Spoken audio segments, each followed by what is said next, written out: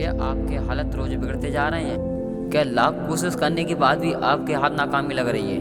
क्या आपको लगता है कि आप कभी कामयाब नहीं हो पाएंगे?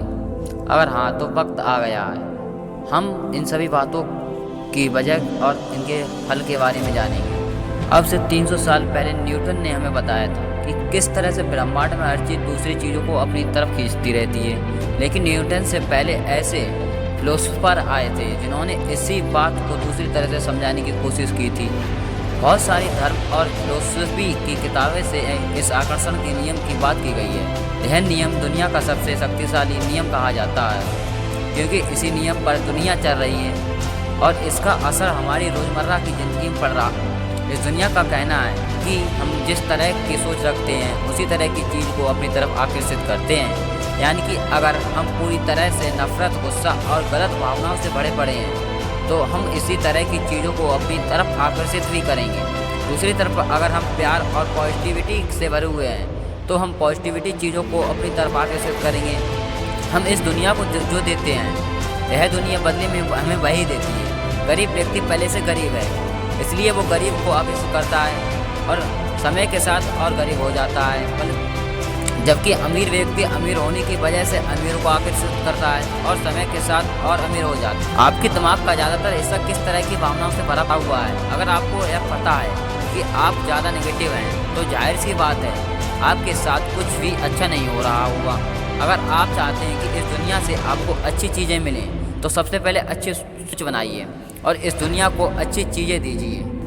आप शायद सोच रहे होंगे कि इस दुनिया में हर कोई सोचता है मैं फेल नहीं हूँ, मैं शराब पीना नहीं चाहता, हमें जुआ नहीं खेलना चाहिए। जब हम हर वक्त कुछ इस तरह की बातें सोचते रहते हैं तो ऐसा क्यों होता है कि उसकी उल्टी चीज़ें हमारी तरफ आकर्षित हो जाती हैं? इसकी वजह यह है कि आकर्षण के नियम को नहीं, शब्द का मतलब नहीं पता होता है, इसलिए वो इससे अनदेखा कर देती है। अगर आप हर वक्त सोचेंगे कि मैं फेल नहीं होना चाहता तो आकर्षण के नियम के हिसाब से आप सोच रहे हैं कि मैं फेल होना चाहता हूँ। अगर आप फेल हो जाएंगे तो इसलिए तो आप यह मत सोचिए कि आपको क्या नहीं चाहिए, बल्कि यह सोचिए कि आप क्या चाहते हैं। आप यह सोचिए कि आप कर्ज से आज़ाद होना चाहते हैं, जो शराब की लत से आज़ाद होना चाहते हैं। इस तरह से पॉजिटिव चीज़ों आपकी तरफ आकर्षित हो जाएंगी। हम देखेंगे कि यह आकर्षण का नियम किस तरह से काम करता है। अगर आप क्वांटम फिजिक्स से वाकिफ़ हैं तो आपने हिस्ट्री थ्योरी जरूर पढ़ी होगी। इस थ्योरी के हिसाब से अगर हम ब्रह्मांड के छोटे छोटे हिस्से करते चले जाएं तो अंत में हमें सिर्फ एनर्जी मिलेगी। उन सबसे छोटे हिस्सों को हम स्ट्रिंग नाम देते हैं जो वाइब्रेट करते रहते हैं, जिससे एनर्जी निकलती है।